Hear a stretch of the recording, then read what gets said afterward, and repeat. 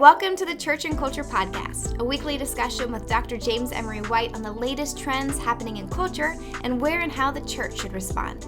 Jim is the founding and senior pastor of Mecklenburg Community Church in Charlotte, North Carolina, president of Serious Times, a ministry devoted to exploring the intersection of faith and culture, former professor of theology and culture at Gordon Conwell Theological Seminary, where he also served as their fourth president, and the author of more than 20 books.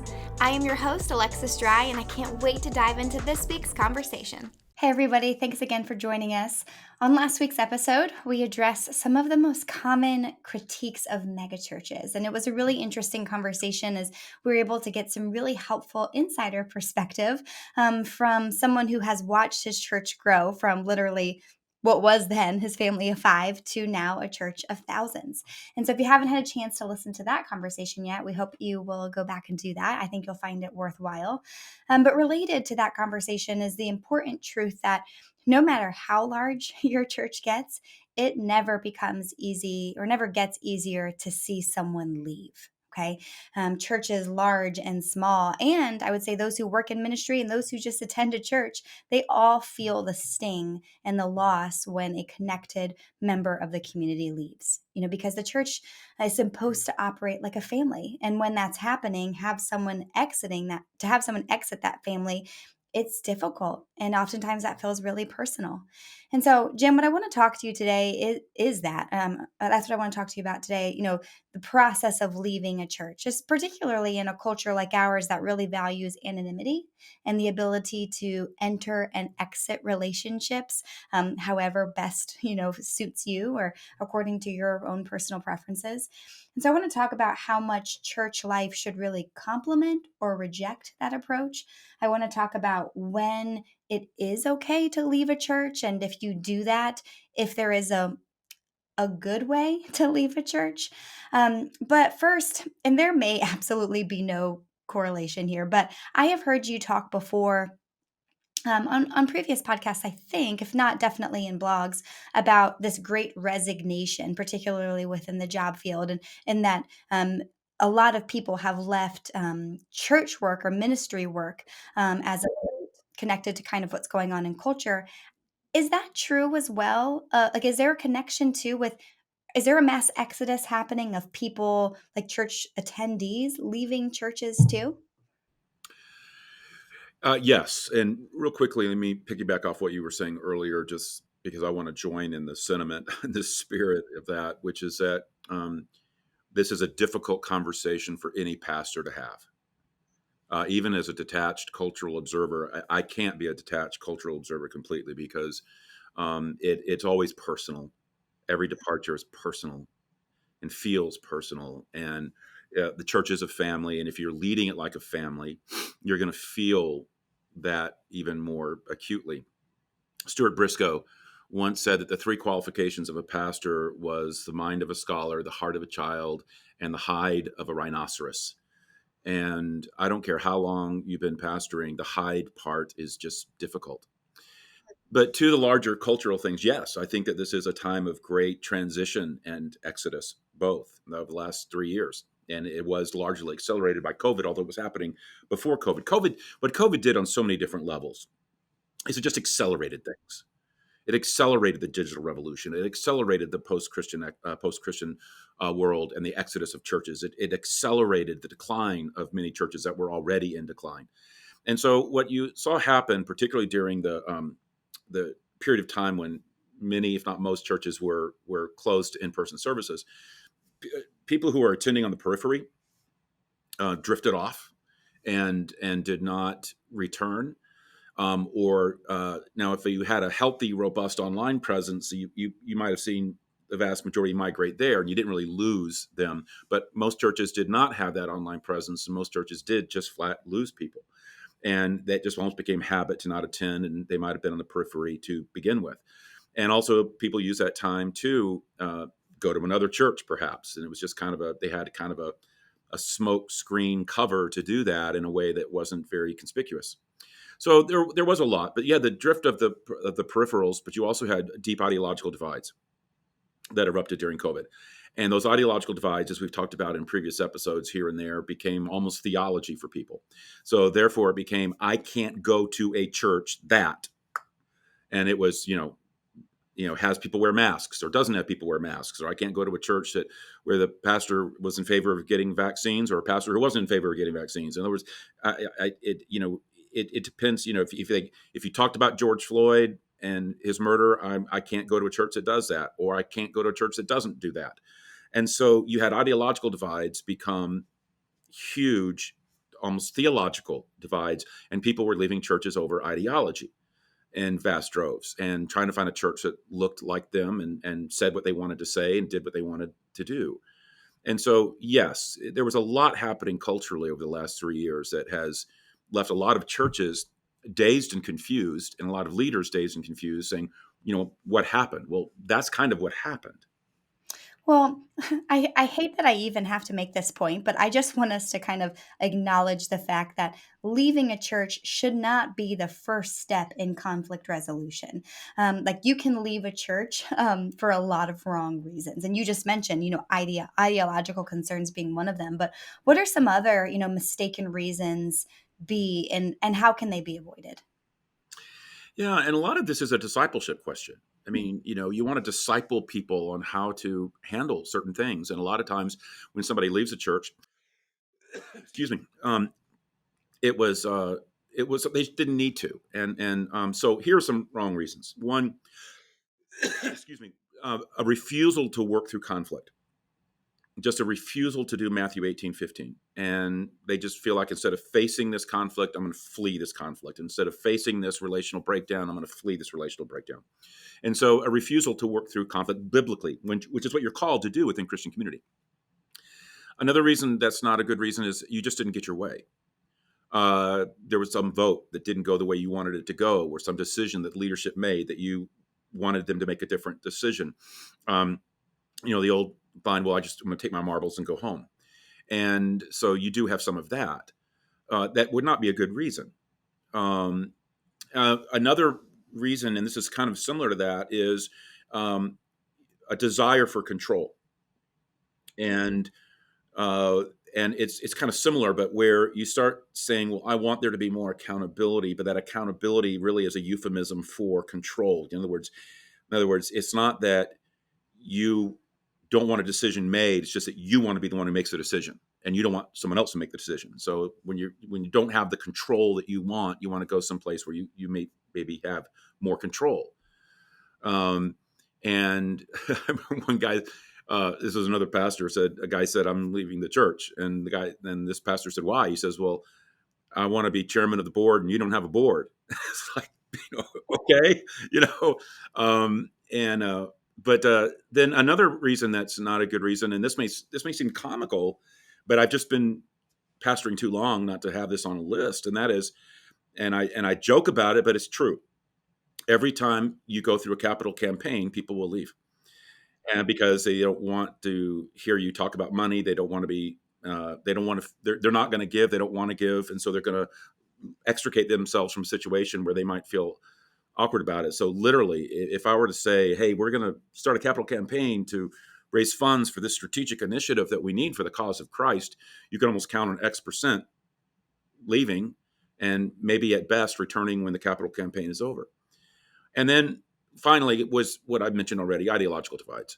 I can't go to a church that doesn't reflect me. And increasingly, that means reflecting me politically, reflecting me culturally, and reflecting things that are not things that would not have been considered theological issues in the past, and quite frankly, aren't theological issues now. But we've made ideological issues our new theology. All right. Well, then on that note, let's talk about reasons why it would be okay to leave a church. And I know you're going to mention theological concerns, and that's certainly at the top of the list. But I'm also just interested because I think more than that, I just hear a lot about people wanting to leave over just like kind of preferential differences, like with the large variety of churches available, is it okay to leave a church just because you just prefer a different style of worship or a different kind of music or a different approach to community or student ministries or, so on. So I'd love to hear your thoughts on that. Well, you're right. I'm going to put theology at the top of the list. but because a church, if a church drifts away from historic Christian orthodoxy, then you need to find another church. And I would be the first to champion that departure. I think other reasons that are legitimate are leadership issues, not just leadership issues in general. And I don't mean like, oh, I just don't like the leadership or I disagree with the leadership. I'm talking about leadership where there's been really, obviously, financial mismanagement of almost a criminal nature, where there has been the abuse of power or authority, where there is a toxic culture, where there's a trail of bodies behind this leadership or this church. And so almost a cult-like control type of dynamic to it.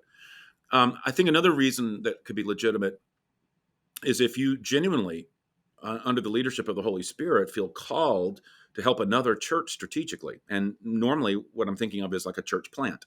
Yeah. Like I feel called by God to help this church plant get started. Or and so another reason that I think is legitimate is if there is a really needed niche ministry that is going to be the deal breaker about whether your family can really participate in a church. And I'm thinking here of a family, for example, with special needs, where if there's not a ministry for a child with special needs, and that would allow that child to be involved and that family to be involved, then yeah, they might need to find a place that's going to allow that family to do that, or they should at least, or if their church can't do it or won't do it, and they've tried, then yeah, there could be special niche ministries that facilitate involvement.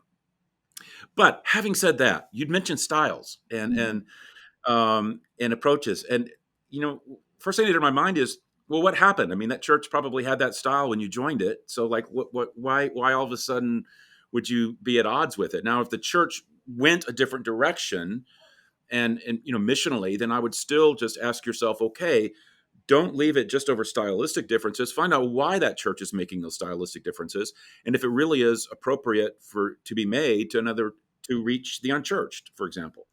And so, style is less substantive to me. Especially if you were initially okay with it, or if they're making stylistic differences for the sake of the mission, you should at least listen and find out. So why is this mission centric? And if it is, maybe I should die to myself. It may not be my kind of music, but then again, it's not about me. It's about who we're trying to reach. And so that's okay. The church doesn't have to be about me. Otherwise, I'm just a consumer. It's just a provider of a consumer commodity, and I'm just making a choice based on what I prefer. And I don't think that's the way to approach church. Its mission or the sense of the cause of Christ or the family. So I would say in that case, stay with the church, work with it, find out what's going on, be a part of it, because in a lot of these situations, it's not supposed to be about you. Yeah. Well, what about, gosh, I feel like I'm trying to throw out the entire laundry list of reasons, but Go you're ahead. right. Go ahead. I mean, we've Yeah. been in ministry for a while and I've heard all these things, and it's almost kind of like with each of these, or like with each of these examples, it's kind of like even deeper feelings of loss when this happens. And so this is why I feel like I need to bring these up, because what I've heard a lot, and I've seen a lot in my own experience with ministry, is I've heard a lot of like long time attendees, people who've been coming to our church for, gosh, 10 plus years, who just say that they just want to experience something different. Right? Like they've been attending, your church for a long time, and it's a good church, but they just want something, smaller or bigger or just a little different, or oftentimes I'll hear people say like, well, our kids are all grown up now. And so we just want to find something that's a little bit more kind of catered to people our age, or a little closer to home, or, whatever the case may be. What do you think about that? I have two thoughts. My first thought is that's fine. I mean, that's okay. Life change happens, and okay. Then I have a second response, which is, but that's not okay. You know? And that if it's just a restlessness, then I would say I would want to talk about the restlessness rather than projecting it perhaps out on a church or a community. If it really has been a church and a community that has served you well and has been home for you, and you're feeling this, is it really the church, or is this more about you? And are you really going to extricate yourself from this and then find out that the restlessness is still there? It wasn't about making a church change.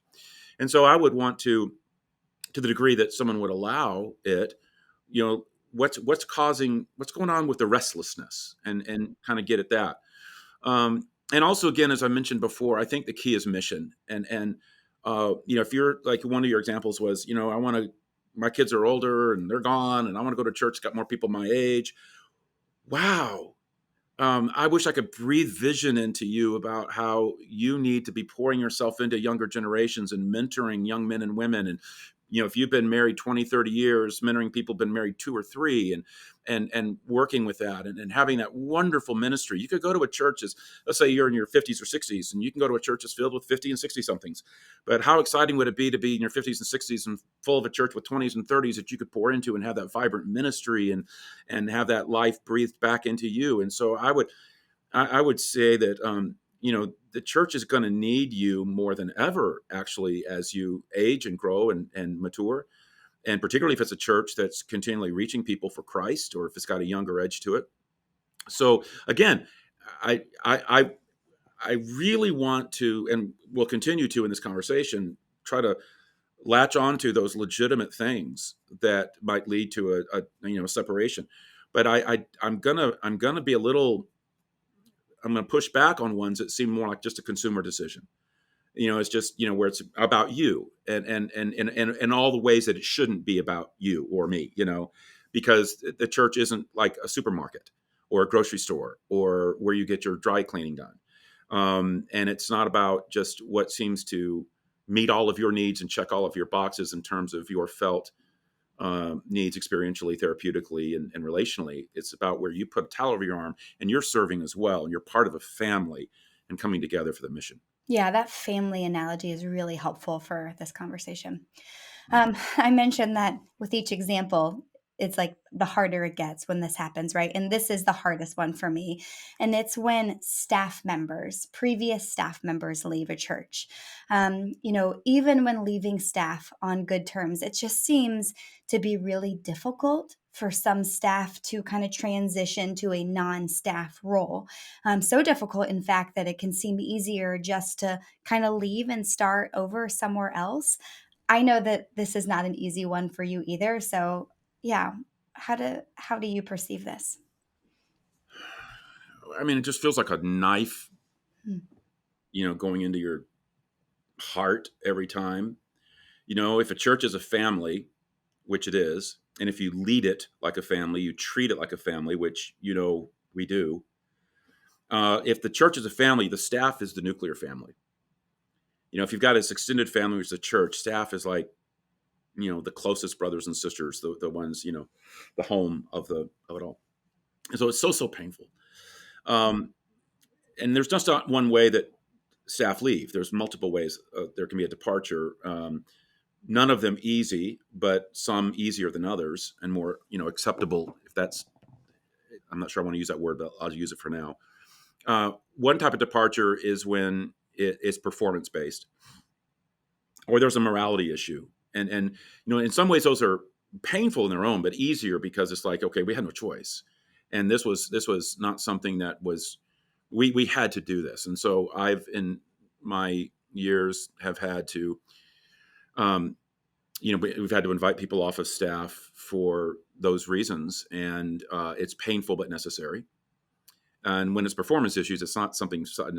It took some time. You try to work through some stuff, but eventually you just say, this is not obviously the best fit for you or for us. And so how can we create a situation where you can succeed in a better environment or a different environment?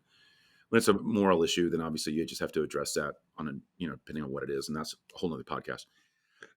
Another way staff can leave is when they're legitimately called to another role, called to another ministry, called away.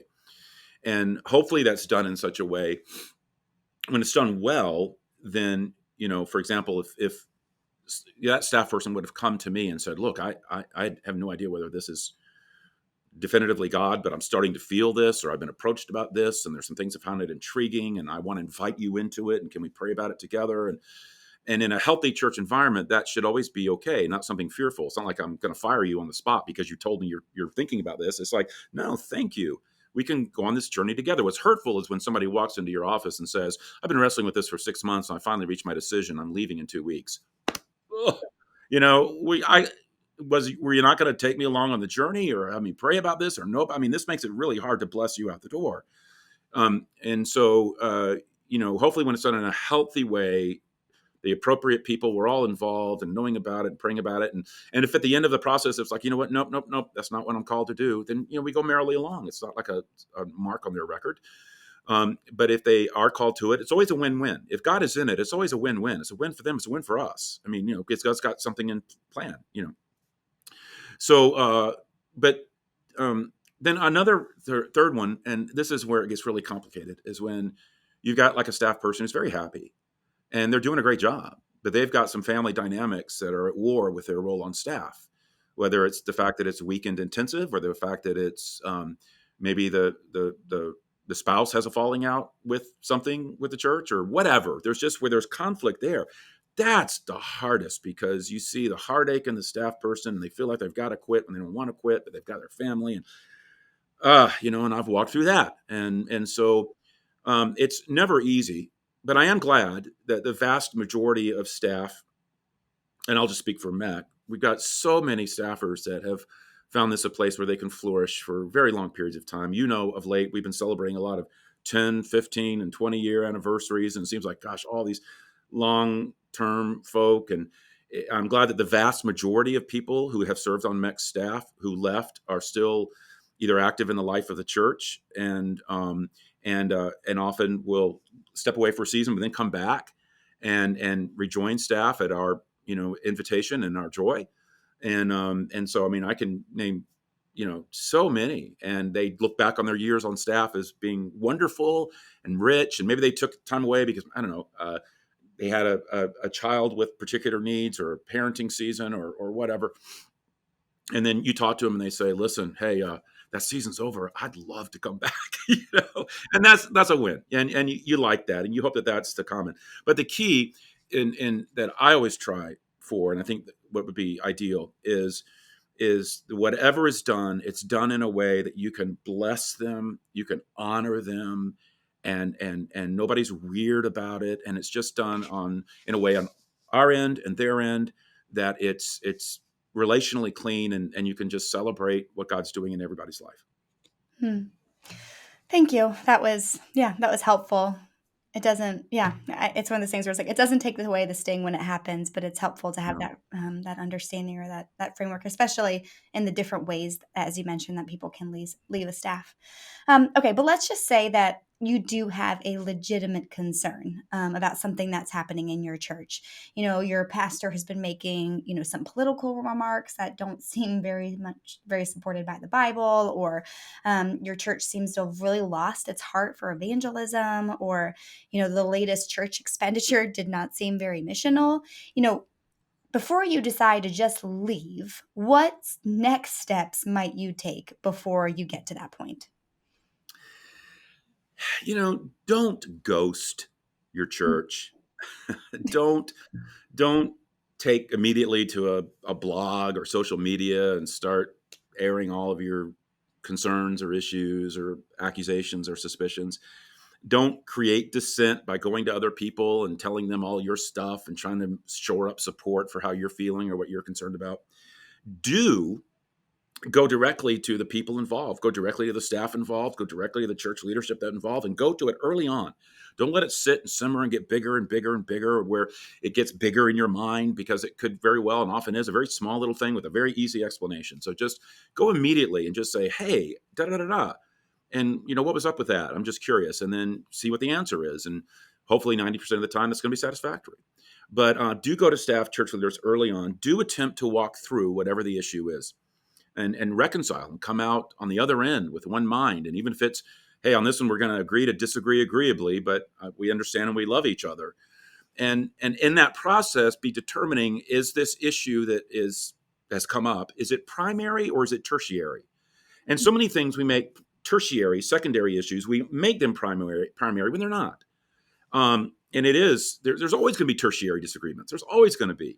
I mean, if you're I don't care what size church you're in. I don't care what kind of church you're in. You're going to have, let's just say if there's 100 decisions in a year on any number of levels, whether it's children's ministry curriculum to service times to whatever, 100 decisions a year, you know, how many do you think you're going to have 100% agreement with? Yeah. And so you just have to say, was that a tertiary? Is that a primary? Okay, I might have done something different. And yeah, it kind of irritated me or bothered me a little bit, or I wish it had been done differently because I really liked that. Da, da, da. But, uh, it's not a big deal, you know? And so I will just have to agree to disagree agreeably and realize that's going to happen. And so those are some of the things that I would say. Well, let's say somebody does those, I mean, and prayerfully, or they try to have the proper conversations, and gosh, like, I just wanna emphasize, like, how important that is. You've mentioned it, but I just don't ugh, those conversations don't happen often enough, and it's so painful when people leave, and then if you talk to them and they're like, "Oh, yeah, I left because of this, or I didn't like this or this," and you're like, "Oh gosh, like, that I understand why you feel that way, but I wish we could have talked about this, like, I wish I could have cast a vision for that," like, yeah, I mean, if that's how you perceived it, I would have been upset too, but that's not at all, what how we had meant that, or that can be really difficult, but that's if you're willing to have that conversation. But let's just say, you have had that conversation, and for whatever reason, the people that you're talking with, your church, they're just they're you can't feel like you can disagree agreeably, and you cannot stay. So, like, it sounds weird to say, like, is there, like, a proper etiquette to leave a Yeah, church? Like, do you meet with the pastor? Do you write a yeah, note? Like, what's the best thing yeah, to do? yeah. I mean, in your spirit, you're gonna, as you said, you want to agree to disagree agreeably, even if they don't let you. You want to do that. Mhm. You don't want to ghost or quiet quit, and so where you want to. What I would suggest is that if you really have had the conversations, you've really tried to work through this. The leadership, whoever you're talking with, whatever staff person or even senior pastor, whoever it is that you've been having this trying to work this through, they obviously know because you've done that what the issues are. So just at the end, just say, you know what, this is primary for us. It's not tertiary. It's one that I understand where you're coming from, but I'm not there. And you may be right, and I may be wrong, but I'm just not. And then at that point, you just say, we are going to be looking for another church, but I want to express my appreciation to you, and I want to tell you, and you do it in a way that lets that staff person or pastor express appreciation to you too, to where you say, you know what, I hate that we've come to this. I mean, I understand where you're coming from. I think you understand where I'm coming from. We do have a disagreement on this, and I wish it wasn't a primary issue for you, but I get it. And so let me just say, I feel like you've gone through this in a godly way, in a biblical way, and in a loving way. And so I can very cleanly say, even though this is painful and it, hurts, I can honor you and I can express appreciation to you for all of your years of service and what you've done. And this church is better because of you. And wherever you go, I'll be the first one on the phone to that pastor to say, you're getting a winner. And somebody who was such a key role here, and you should not have any qualms about building around them. We had an honest disagreement, and he said, this is a good person. And it can end that way. If you're a Christian community, it can end that way. I mean, look at Paul and Barnabas, and I mean, you just have this, and Paul and John Mark. I mean, it can happen, but there's also reconciliation, so that you can done in such a way that if they want. And I always wanted to do this way, and Susan and I work hard on this. We always want to have it end in a way where that person always feels comfortable coming back. We just say, you know what, we love you. We so appreciate all that you've done. If you ever feel led to come back or something, the circumstances change, no one will celebrate that more than us. And so you want to leave that door open, and for a return relationally, if they'll let you. But I'm talking like how someone should leave. Make it so that you could return, if you wanted to, and not feel awkward about it. I think the key too is, and I've thought about this, let every correspondence, every conversation that you have be one that a non-Christian could overhear and be drawn to Christ as a result. Two Christians disagreeing, but can they do it in such a way that a non-Christian could overhear and not be turned off to Jesus, and not be turned off to church, and not be turned off to Christian community?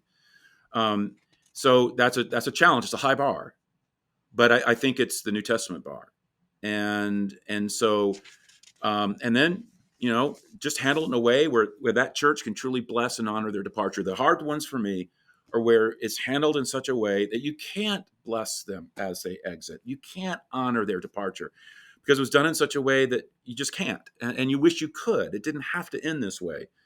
And there could have been closure, or there could have been a sending off, as opposed to an empty hole. And I wish that was done, more that way. I was just thinking, kind of as you were responding, about how countercultural, like how truly marked a Christian is when they can handle conflict in the way that you described. And I was just thinking about like how you really have to be discipled to do that. Like, especially if you have a church that has, a lot of new believers or people coming from an unchurched background, like we just don't, like the world just does not handle conflict the way that you described with these, conversations of mutual respect and wanting to disagree agreeably. And like as you mentioned, that people just kind of ghost. Like that's like the norm for conflict resolution. And so it does seem like such a beautiful testimony, if a Well, that was the mark of the early church, yeah. and the odd pagan reaction to the Christian movement was, see how they love one another. Hmm. They were blown away by the love of each other, and and it's like, and after they saw that, they said, okay, now tell me about this Jesus, tell me about your theology. And it was a love that led. Yeah. Yeah, I just think that's a beautiful reminder, that it's I don't know, just to think about the church, the kind of the global church, or the big the capital C church, even as you leave a local church, that you are always reflect Christ in the bigger C church, and so how you do that really matters. And yeah, I think that's a great reminder. Now you mentioned in terms of your response about staff leaving, about sometimes there can be disagreements within a family, and that might lead somebody on staff to decide to leave. And so, but I'm also wondering, is that true too, for people who aren't on staff, who just find themselves in a situation where their family is split on whether to attend or keep attending a church, like maybe something happened that would make the parents want to leave, but gosh, like the kids are loving the children's ministry or the student ministry, or one spouse has like a really strong objection to something, but the other spouse is really enjoying it. Like, how do you counsel people in that situation?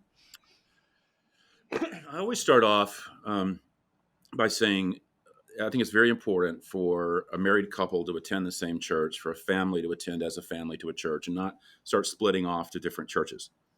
And so I always say, wherever this ends, whether you're here at MEC or you're somewhere else, that's the goal. That's the target on the wall. I think that's very important. I don't think it's healthy for a married couple to be worshiping in two different churches, involved in two different churches. I think it's important to be together on that, and very important for a family. Second, I would say, talk to me about what the issue is, and and and and and and try to get them to be very authentic about it and transparent, because it often isn't about the church. It's often more about that person, and then they project it out on the church. And I've seen this happen many times. There's something going on, and they point to the church as the church is the problem. This is what's causing it. If we weren't in this church, we wouldn't have this marriage problem. If we weren't in this church, the kids would be different. If we weren't in this church, I could be more involved. And in another church, I would be there. And then what happens is they often leave the church, and the man or the woman or whoever don't find another church, and it didn't solve the problems, and the kids are still the kids, and the marriage is still the marriage, and they were projecting out.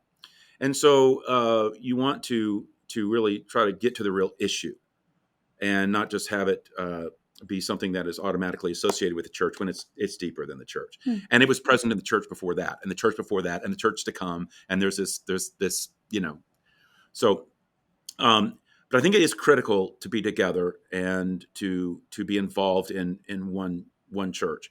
Now, on another kind of a side note to that, if I'm sitting there, say as a husband, and I'm got some issues maybe where I'm dissatisfied with something, um, I'm going to look over at my wife, and I'm going to say, is she happy?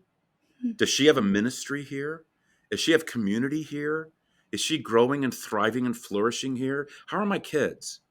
Are my kids growing in Christ, thriving, flourishing, and such? Then maybe it's a time where I am a servant. Hmm. And yeah, there might be a church that I might like a little better. Maybe the music's too loud here for me, or whatever.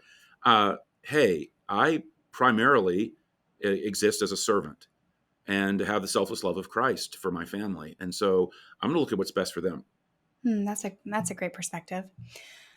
Um, I don't have any other questions. But before we wrap up, do you have any, last, I don't know, personal or final thoughts on this before we finish?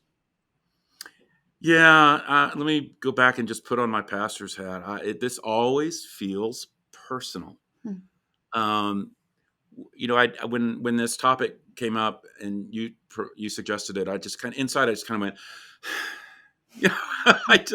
I mean, it's always deep grief. I mean, when anyone leaves, it's people you loved. It's people you cared for, uh, won to Christ. You baptized them, and you really wanted and thought you were going to do all of life together. Hmm. And so it's like, okay, you may not feel that way toward me, but I felt that way toward you. The family tie was strong for me. The sense of fathering was strong for me. So it does make me, on the flip side of that, though, so appreciate longevity and so appreciate loyalty. And like, for example, in thinking about this, I was thinking about you, kiddo.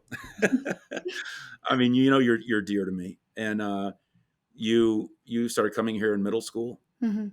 and I baptized you, and I officiated at your wedding, and I dedicated each one of your children. Yeah. And I remember after college, uh, I talked to you, and you were going on a 2-year mission. And I don't know if you remember this conversation, but I said, when you get done from that mission, I want to talk to you about joining our staff. Yes, I did not believe you at the time, but I do remember that conversation. And then you came back from that mission in Argentina, and I said, Lex, we have a conversation. Yeah. And you joined staff, Hmm.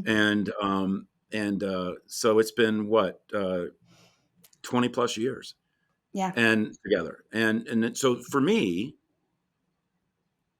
uh, what you and I have and what I feel toward you, I'll just speak for myself, is a sweetness that I wish more churches and pastors and congregants, people in the church, could experience. Hmm. And you miss out on that sweetness. You miss out on that doing life together. You miss out on that legacy.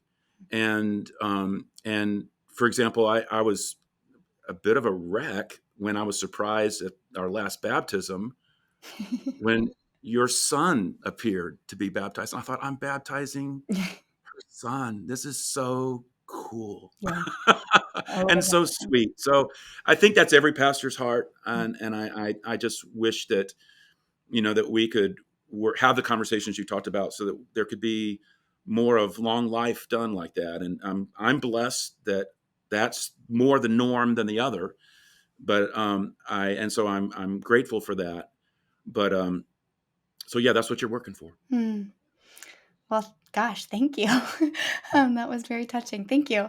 Um, yeah, okay. I'm just gonna finish this out. I don't feel like I have anything to add. That just really was meaningful. So, thank you a lot for this conversation. I mean, we hope all of our conversations serve those of you who are listening, and I hope this one in particular did. And again, like if you're involved in ministry, like I hope that you see this beautiful vision, of gosh, a family life available within the church and how that really needs to be something that we're discipling people toward. And if you're a part of a church, to really kind of think about community in that light. Maybe you've not experienced a church that felt like family, but maybe it could, if you pursue that type of involvement, or if you have that as your target on the wall. So anyways, thank you, Jim. Thank you guys for listening. And we hope that you'll join again next week.